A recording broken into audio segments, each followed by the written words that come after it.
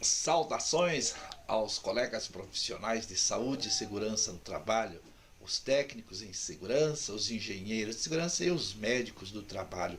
Também o pessoal lá do RH, né? O gerente do RH, o chefe do departamento pessoal, que tem interesse em aprender um pouco sobre as nossas normas regulamentadoras.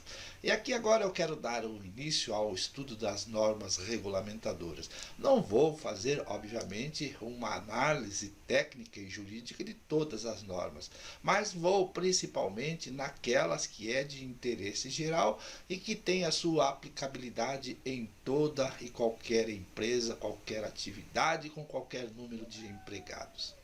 E de início aqui eu quero trazer algumas observações que são importantes para o nosso estudo. Em primeiro lugar, os vídeos serão longos, então você vai ter que ter paciência, pausa na metade, toma um cafezinho, dá uma descansada e depois retorna. Eu vou fazer duas análises de cada uma dessas normas regulamentadoras que vamos estudar. Vou fazer a análise jurídica do texto da norma e a análise técnica. Nessa análise jurídica, eu vou aplicar aqueles conhecimentos de hermenêuticas, de interpretação da norma, você entender o que está escrito. E não pode ser aquele entendimento literal, você ler o que está ali no texto e ali você considerar aquilo tudo como sendo a verdade. Em legislação, não é assim que se faz a interpretação. Para interpretarmos uma norma, nós temos que entender, antes de tudo, o espírito da lei. Opa, como assim, Zeca? A lei tem um espírito? Tem sim.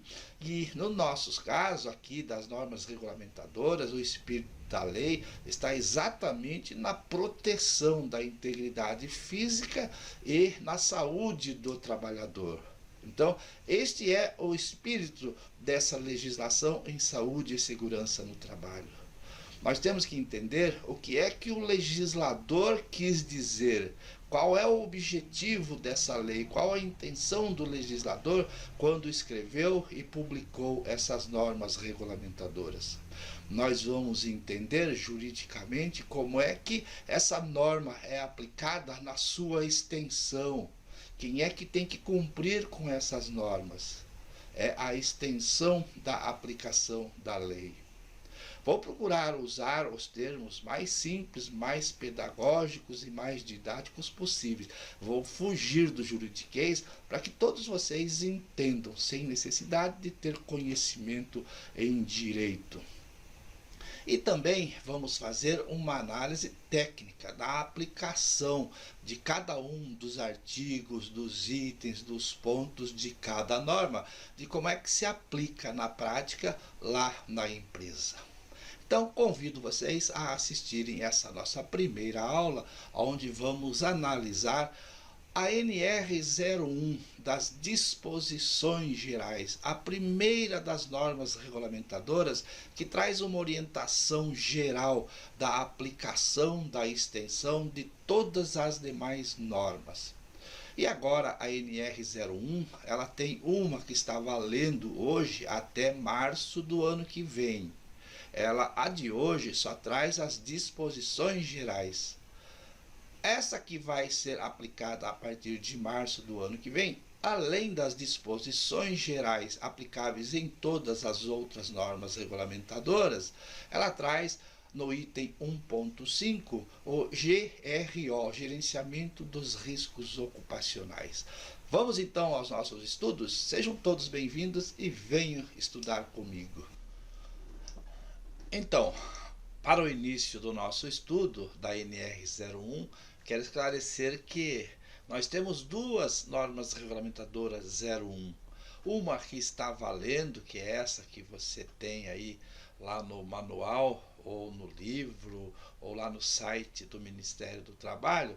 Nós temos uma NR01 que está em validade. E nós temos uma outra NR01 que você também encontra lá no site do Ministério do Trabalho, que é a que vai valer a partir de março do ano que vem, que é essa que nós vamos estudar, que será objeto dos nossos estudos. E você pode pensar assim, puxa, mas por que é que eu vou estudar agora algo que vai valer a partir do ano que vem e nós temos uma valendo hoje. Por que não vamos estudar a que está valendo? Pelo seguinte, que essa nova NR01, que é o objeto dos nossos estudos, contém tudo o que está lá na NR01 que está sendo está sendo usada hoje.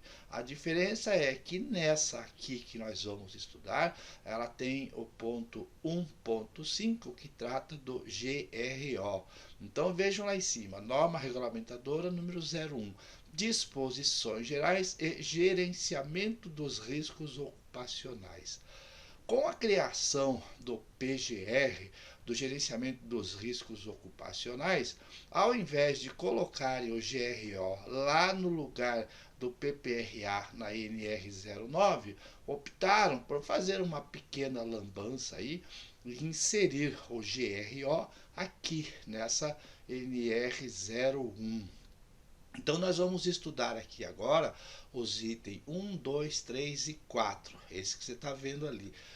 Vamos tratar do objetivo, do campo de aplicação, competências e estrutura e direitos e deveres. O 1.5 que trata do GRO, nós temos um outro vídeo que trata exclusivamente desse assunto. E num terceiro vídeo nós vamos estudar os demais pontos. O 1.6 da prestação de informação digital, vou te mostrar a documentação digital, como é que você vai fazer.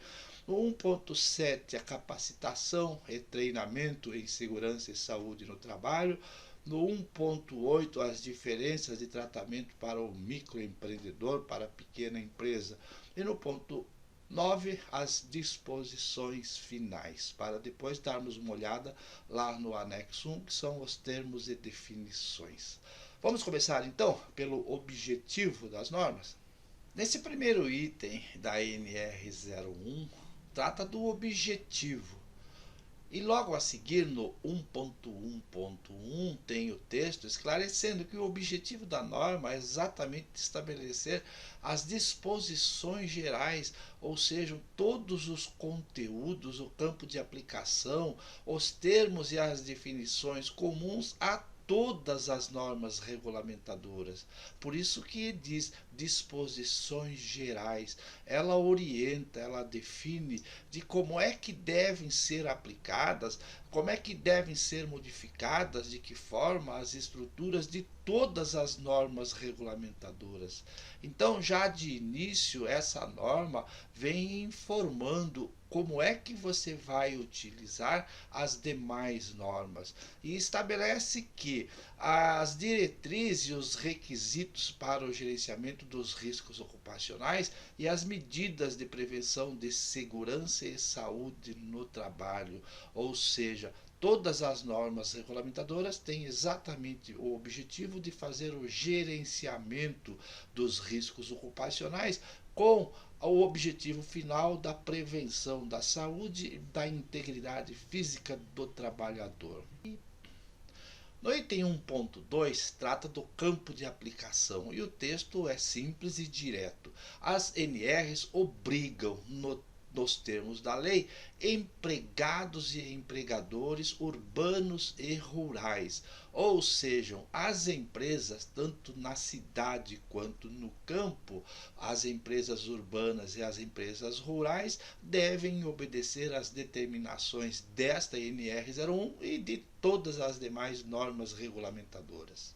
No ponto seguinte, o item 1.2.1.1 traz a notícia da obrigação, da observação, do cumprimento das normas regulamentadoras pelas organizações. Esse termo aqui na NR01, lá na NR18 e na NR9, traz o termo organizações, substituindo o que antes nós tínhamos a palavra empresa.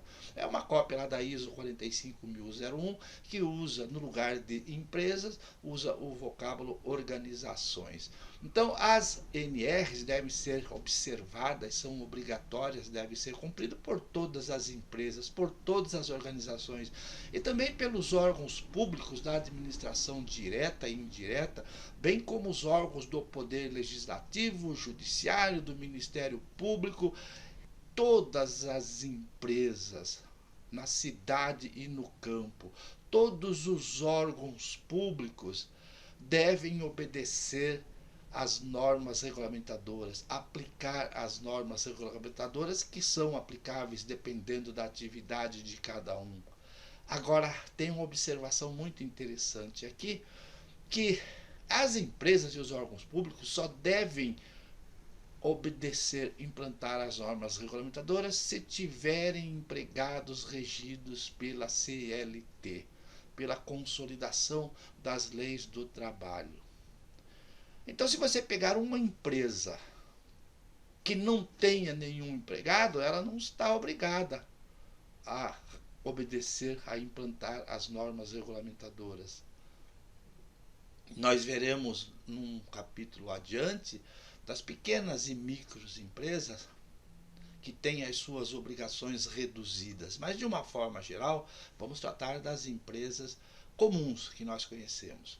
Então, se não tem nenhum empregado, vamos supor, alguém aí abre lá uma empresa, uma microempresa, e ele, o dono, é só ele que faz o serviço, não tem nenhum empregado, então ele não está obrigado. Pegue um órgão da administração pública, direta ou indireta, seja do Poder Legislativo, Judiciário, Ministério Público, que não tenha nenhum empregado regido pela CLT, não está obrigado a cumprir com nenhuma das normas regulamentadoras.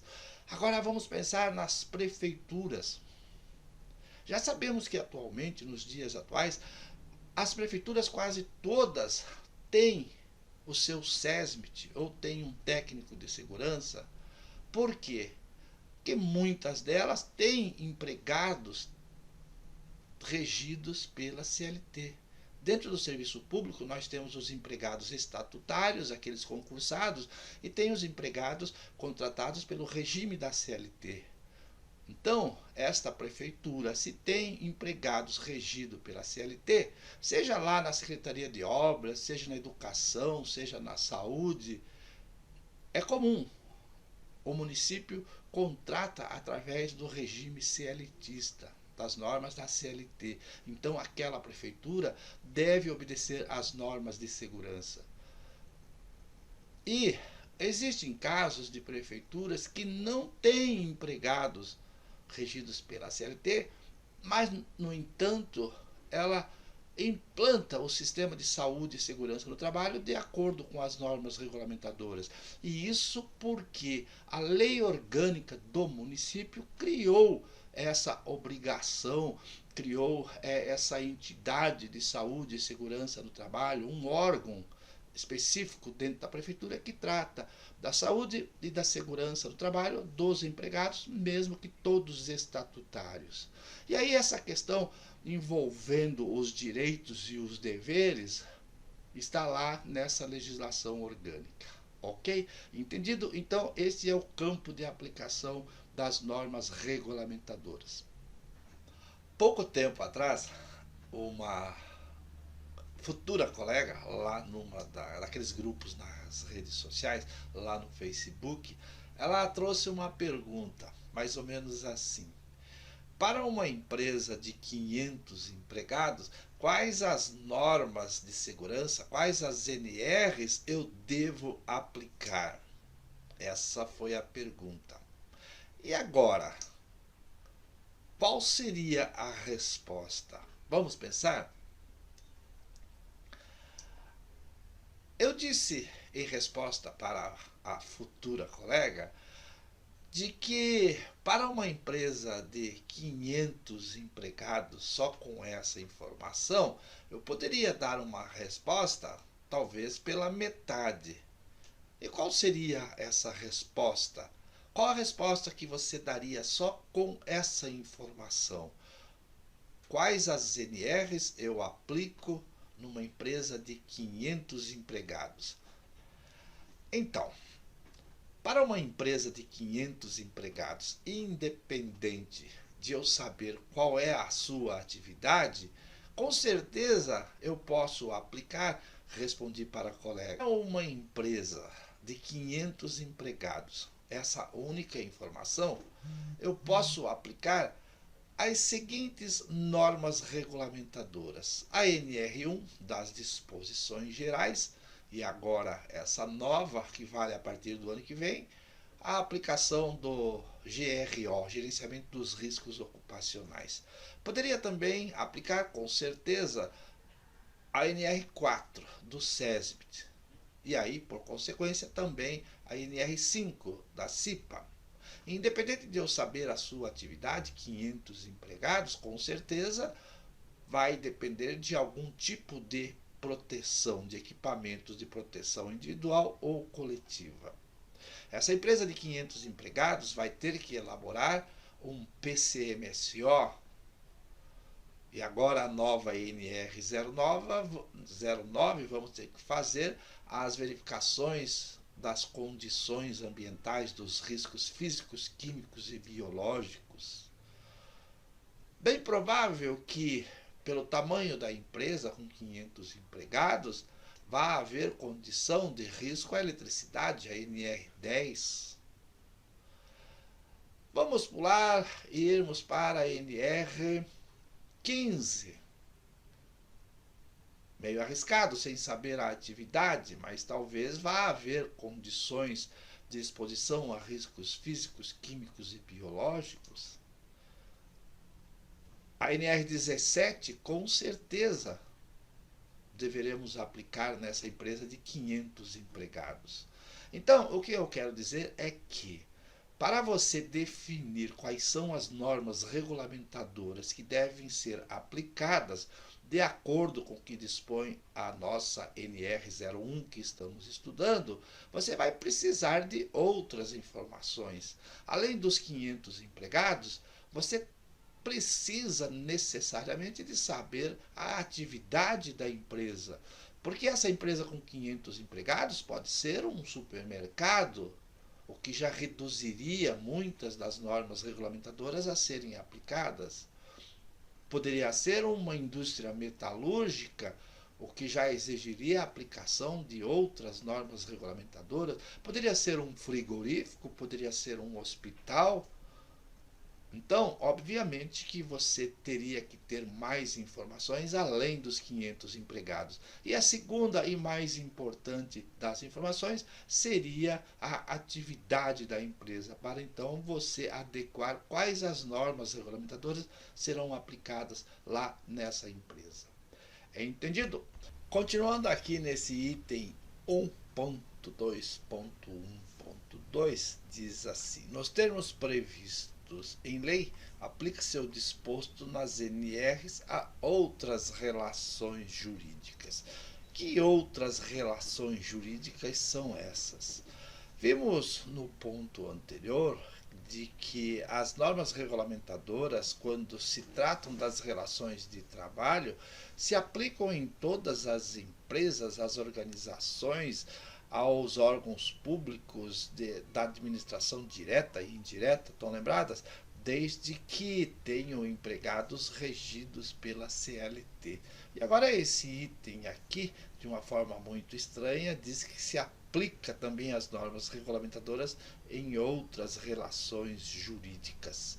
E o entendimento que eu posso ter e passar para vocês, de que outras relações jurídicas são essas? Se não é a relação de emprego, essa patrão e empregado, só pode ser aquela lá dos empregados do regime estatutário, nos órgãos públicos, nas prefeituras principalmente, onde nós temos uma relação de trabalho que não é uma relação de emprego, é uma relação de trabalho. É diferente da relação de emprego, onde há um patrão e um empregado. Lá nas prefeituras nós temos uma relação de trabalho pelo regime estatutário, onde os funcionários públicos são aqueles que desenvolvem as suas atividades a serviço das prefeituras. Então, só pode ser aqui, nesse aspecto dessa relação jurídica de empregados estatutários. Legal? Vamos lá para o próximo ponto. O item 1.2.2. Vamos fazer a leitura. A observância das normas regulamentadoras não desobriga as organizações, ou seja, as empresas, do cumprimento de outras disposições que, com relação à matéria. Que matéria? A matéria de saúde e segurança do trabalho sejam incluídas em códigos de obras ou regulamentos sanitários dos estados ou municípios, bem como daquelas oriundas das convenções coletivas e acordos coletivos do trabalho. Presta atenção. Então é assim, além das normas regulamentadoras, as empresas, ou como diz aí, as organizações, devem obedecer também outras legislações específicas em matéria de saúde e segurança do trabalho, que sejam feitas, elaboradas, promulgadas ou pelas prefeituras ou pelos governos de estados e também pelas convenções coletivas do trabalho. Então, essa é a extensão jurídica da legislação, da aplicação das normas regulamentadoras, que além das normas, as empresas também são obrigadas a cumprir com outras legislações. E aqui, agora, na prática, eu digo para vocês, técnicos em segurança do trabalho e engenheiros de segurança, quando você for contratado por outra empresa, tiver em outro emprego, verifique lá onde você foi contratado, na empresa, a convenção coletiva no trabalho, aquela assinada com os sindicatos. Que lá naquela convenção coletiva pode ter uma ou outra exigência, outra determinação que a empresa deve cumprir em matéria de saúde e segurança no trabalho. Normalmente nas convenções coletivas vem alguns itens, alguns pontos, alguns parágrafos lá do acordo em relação à entrega, uso e tipos de EPIs, em relação à CIPA, dos sindicatos de alguma forma participando da eleição, da organização da CIPA, e também muitos acordos coletivos tratam das questões de insalubridade e periculosidade. Então isso você deve verificar lá na sua empresa. Também, dependendo da cidade, do estado aonde você esteja desenvolvendo as suas atividades, verifique se não existe dentro da legislação do município, principalmente lá na Secretaria do Trabalho, a Secretaria da Vigilância Sanitária. Alguma coisa, se não existe, em relação a uma obrigação que a empresa deve atender lá da legislação municipal em relação à saúde e segurança no trabalho. Ou então dentro da legislação estadual, lá nas secretarias de saúde e segurança ou de vigilância sanitária. Entendido? Isso então estende a aplicação das normas regulamentadoras para outras legislações específicas. Entendido? Vamos para o próximo. Muito bem, vamos então agora à análise desse item 1.3, que é das competências e da estrutura. Basicamente, esse item agora, ele trata da organização do Ministério do Trabalho, do antigo Ministério do Trabalho, em relação às políticas de saúde e segurança do trabalho dentro de todo o contexto das normas regulamentadoras. Tranquilo isso aí, vamos entender. A Secretaria de Trabalho, a STRAB-CETRAB, por meio da Subsecretaria de Inspeção do Trabalho, o CIT, é o órgão no âmbito nacional competente em matéria de segurança e saúde no trabalho Aí relaciona ali uma série de atividades que são de competências dessa Secretaria de Segurança e Saúde no Trabalho. Lembrando que nos estados nós temos as antigas superintendências regionais do trabalho que continuam existindo. Embora o Ministério do Trabalho tenha sido extinto, hoje aquela pasta faz parte da secretaria, faz parte do Ministério da Economia. Fizeram essa lambança aí, misturaram o trabalho com a economia, com a previdência, e é o que temos hoje. Então, a CIT, a Secretaria de Saúde e Segurança no Trabalho, tem por objetivo, tem por função, por competência, aí na letra A, formular e propor as diretrizes, as normas de atuação e supervisionar as atividades da área de segurança e saúde no trabalhador. Então, toda aquela política, toda a direção nas áreas de saúde e segurança do trabalho estão de acordo com essa letra A. Na letra B, promover a campanha nacional de prevenção de acidentes no trabalho, a CAMPAT. Confesso a vocês que na prática nunca vi isso, e se acontece são nos meios virtuais, né?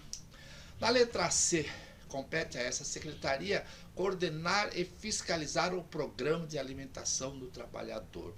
Aqui sim, é um programa que na verdade a gente não vê ele, porque ele acontece dentro nas empresas, né, de alguma forma fazendo contribuições, pagando impostos, o Ministério do Trabalho, a própria Justiça do Trabalho, quando aplica sanções pecuniárias, quando aplica multas, esse dinheiro vai para esse programa de alimentação ao trabalhador. Entra aqui também o Vale Refeição. Na letra D, promover a fiscalização do cumprimento dos preceitos legais e regulamentares sobre segurança e saúde no trabalho em todo o território nacional. Esse texto aqui, dessa letra D, trata da fiscalização do cumprimento das normas regulamentadoras. Lá nos idos passados, há 20, 30 anos atrás, era muito forte a fiscalização do antigo Ministério do Trabalho, das delegacias regionais do trabalho. Havia um grupo muito grande, muito forte, dos chamados fiscais do trabalho, hoje os auditores fiscais do trabalho. E existia de verdade, existia realmente uma fiscalização nas empresas em relação ao cumprimento das normas regulamentadoras. Nos últimos anos não tem havido os concursos para a contratação de novos fiscais, e aqueles que já existiam, a grande maioria está sendo aposentado, de forma que hoje é um número muito reduzido, e vejo pelos meus clientes que há mais de 20 anos a grande maioria deles não sofre nenhum tipo de fiscalização. O que ocorre bastante, isso sim, é quando acontece algum tipo de denúncia. Quando alguém denuncia alguma empresa por algum desrespeito às normas de segurança do trabalho, aí sim a fiscalização vai até a empresa.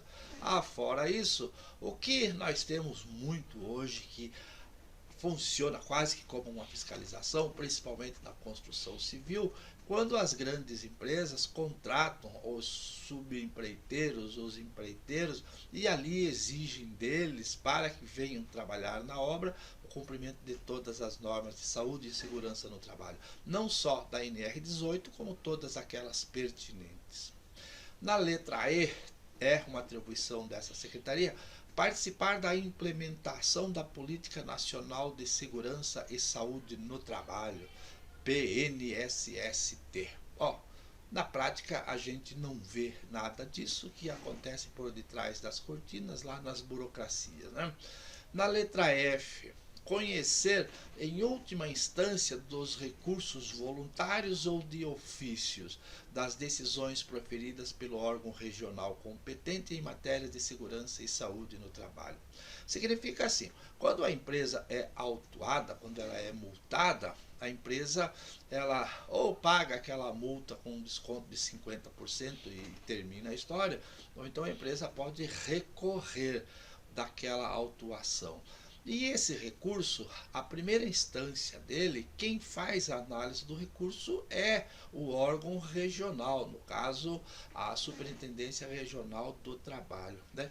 Então, as antigas delegacias regionais do trabalho. E o próprio auditor fiscal que aplicou a multa, ele faz a, a análise do recurso em primeiro grau. Aí depois isso é remetido para o superintendente regional, que analisa o recurso secundário. Em última instância, vai então para essa Secretaria de Segurança e Saúde no Trabalho, que fica lá em Brasília, ok? Então, essas são as atribuições, as competências e a estrutura dessa Secretaria de Inspeção do Trabalho, dessa Secretaria de Inspeção no Trabalho. Aí o item 1.32 diz que compete à CIT, a Secretaria de Inspeção do Trabalho, e aos órgãos regionais subordinados, que são as superintendências regionais do trabalho, as antigas delegacias regionais do trabalho, que em matéria de segurança e saúde do trabalho, nos limites de sua competência, cabe então a essa secretaria executar. E aí nós temos então, na letra A fiscalização dos preceitos legais e regulamentares sobre segurança e saúde no trabalho. Então é a fiscalização propriamente dita, né? Vamos adiante. E aqui no item 1.3.3 diz que cabe à autoridade regional competente em matéria de trabalho impor as penalidades cabíveis por descumprimento dos preceitos legais e regulamentares sobre segurança e saúde no trabalho. Ou seja, as superintendências regionais do trabalho, as antigas delegacias regionais do trabalho, através dos auditores fiscais, cabe a incumbência de aplicar as penalidades, ou seja, multar as empresas, determinar que sejam feitas modificações, adequações e, por último, multar a empresa, aplicar a autuação fiscal. É isso aí. Agora nós vamos para o ponto 1.4, que é um dos mais importantes aqui na NR1. Se prepare, vamos fazer um intervalo e voltamos. Vai tomar um cafezinho, dar uma esticada na perna e vamos voltar porque o próximo assunto é muito importante.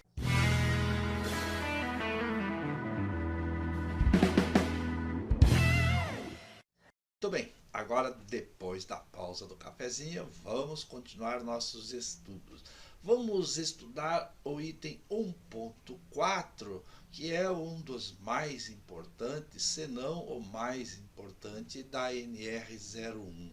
É o item que trata dos direitos e dos deveres. Inicialmente, vamos analisar o que é que cabe ao empregador em matéria de direitos e deveres. Vamos analisar um por um desses itens, ok? No item A diz assim, que cabe ao empregador, né? Então é uma obrigação do empregador cumprir e fazer cumprir as disposições legais e regulamentadoras sobre a segurança e saúde no trabalho.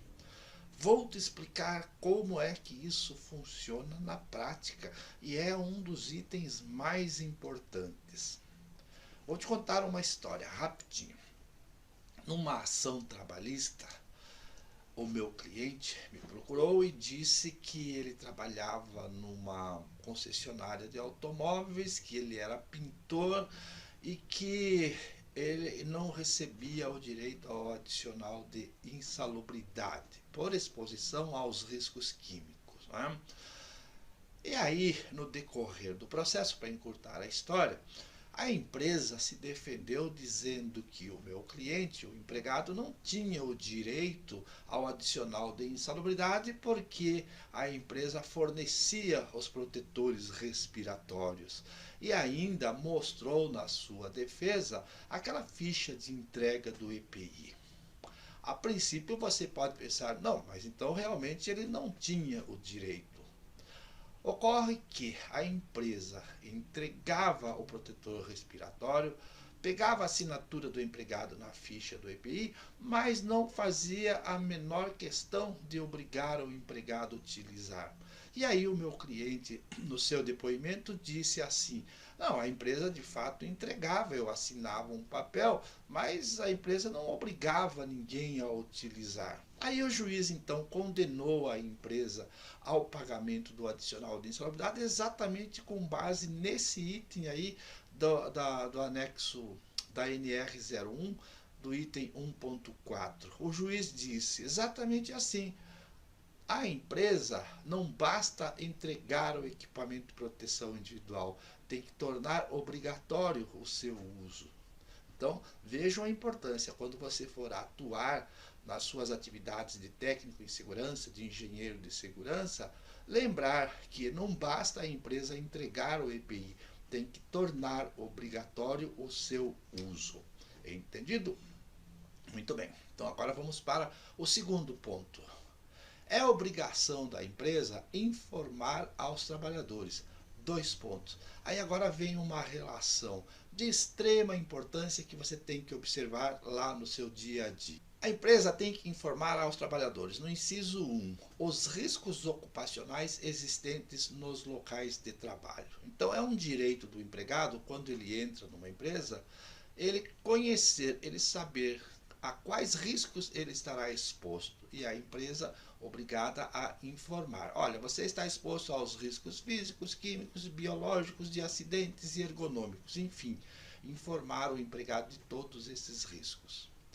A empresa, ela tem que informar as medidas de controles adotados pela empresa para reduzir ou eliminar os riscos. Então, além de informar os riscos, tem que dizer para o empregado, olha, aqui na empresa, para eliminar ou para diminuir a incidência desses riscos, para não afetar a sua saúde, nós adotamos as seguintes medidas de controle. No ponto 3, a empresa deve mostrar para o empregado os resultados dos exames médicos, o exame médico admissional e o periódico. Mudança de função, todo e qualquer exame médico, clínico ou laboratorial, o empregado tem o direito de ter em mãos esses resultados. No ponto 4, a empresa deve mostrar para os empregados os resultados das avaliações ambientais realizados nos locais de trabalho, seja através do PPRA, agora teremos o Programa de Gerenciamento de Risco, através dos laudos ambientais de insalubridade, de periculosidade, do LTCAT, enfim, o empregado deve ter conhecimento dos resultados dessas avaliações. Ok? Entendido? Vamos adiante. Mais uma obrigação da empresa, na letra C, é elaborar ordens de serviço sobre segurança e saúde no trabalho, dando ciência aos trabalhadores. Aqui, quando fizeram essas alterações, ficou meio capenga aqui, esse item ficou meio perdido, né? Porque esse item deveria ter vindo lá no início, quando disse que as empresas têm que mostrar ao empregado os riscos a que estão expostos, mostrar os tipos de monitoramento, de controle, enfim. Agora aqui ele diz que elaborar ordens de serviço sobre segurança e saúde no trabalho, dando ciência aos trabalhadores. Então, é na ordem de serviço que, no meu entender, como advogado trabalhista, um dos documentos mais importantes que a empresa pode ter para lá nas ações trabalhistas fazer a sua defesa é a elaboração da ordem de serviço. Uma ordem de serviço bem elaborada pode resolver os problemas da empresa naquelas ações trabalhistas onde o empregado não tem o direito pretendido.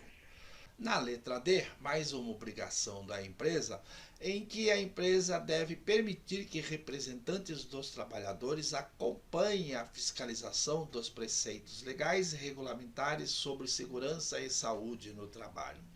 Na prática, na verdade, a gente não vê nada disso, né? Mas o empregado, ele pode pedir para a empresa: olha, eu quero acompanhar a fiscalização quando o Ministério do Trabalho vir aqui.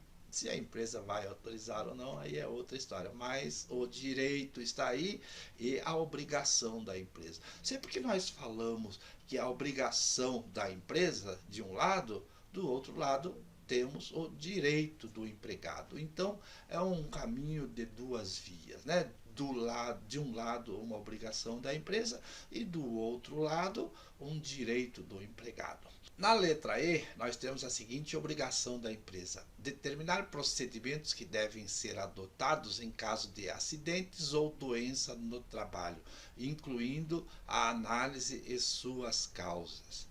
Isso nós temos aqui na NR01 e nós temos também essa obrigação lá no programa de gerenciamento de riscos. Então, é a empresa ter um plano de ação no caso de um acidente no trabalho, no caso de uma doença no trabalho, fazer uma análise das suas causas.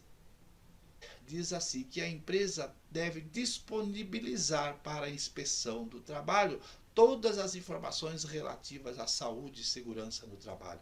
É aquela documentação que você deve ter pronta lá no caso de uma inspeção, no caso de uma fiscalização do auditor fiscal do trabalho, apresentar para aquela autoridade.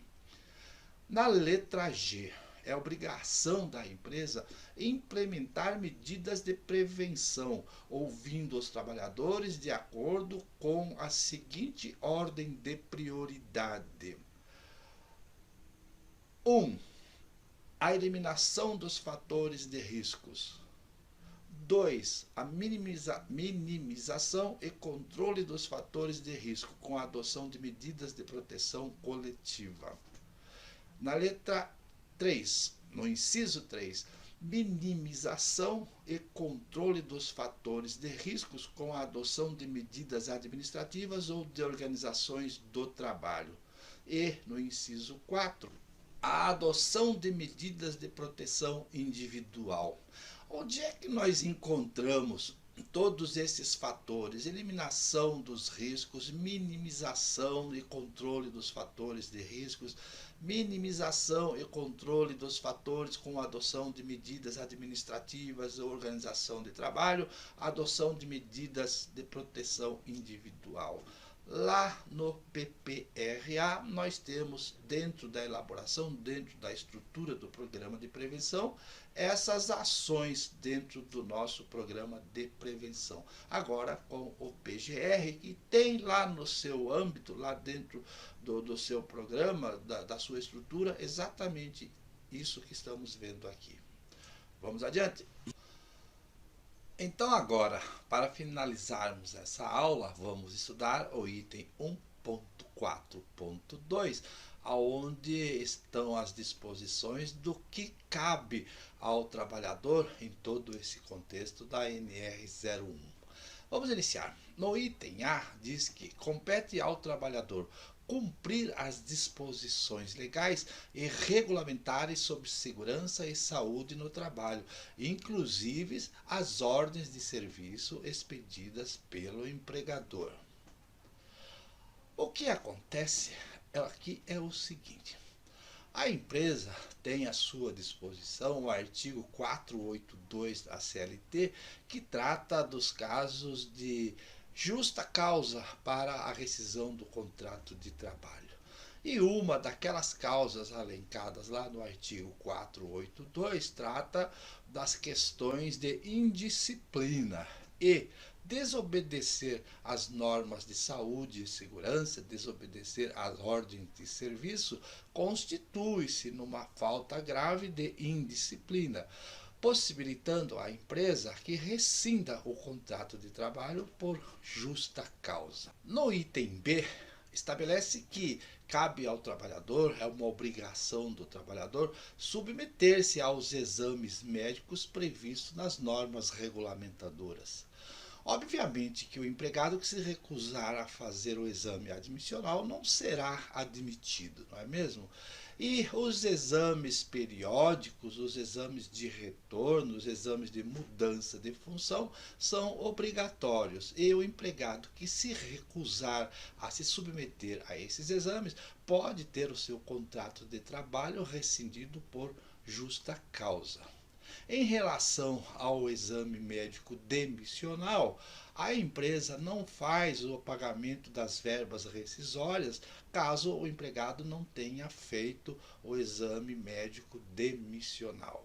Na letra C, estabelece que cabe ao trabalhador, é uma obrigação do empregado, colaborar com a organização na aplicação das normas regulamentadoras.